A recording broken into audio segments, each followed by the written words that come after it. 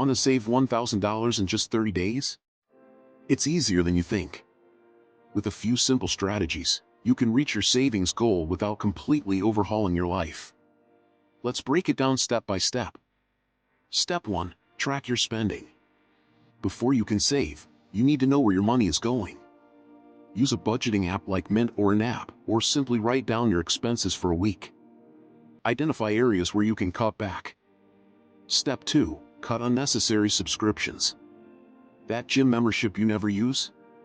The streaming service you forgot about? Cancel them. The average person spends over $200 a month on subscriptions. Eliminating just a few can save you big. Step 3. Cook at home. Eating out or ordering delivery can drain your wallet fast. Plan your meals, shop for groceries, and cook at home. You could easily save $200 or more this month. Step 4. Sell what you don't need. Declutter your home and sell unused items like clothes, electronics, or furniture on platforms like eBay, Facebook Marketplace, or Poshmark. This could add $100 to $300 to your savings. Step 5. Use cashback apps. Apps like Rakuten, Honey, or Ibotta give you cashback on everyday purchases. It's free money that can add up quickly. Aim to save at least $50 this way. Step 6. Reduce transportation costs. Carpool, bike, or use public transportation to save on gas and parking. If you usually spend $50 a week on gas, cutting back could save you $200 this month.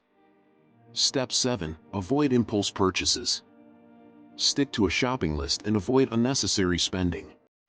Ask yourself, do I really need this, before buying? This simple habit could save you $100 or more. Step 8. Pick up a side gig. Use your skills to earn extra cash.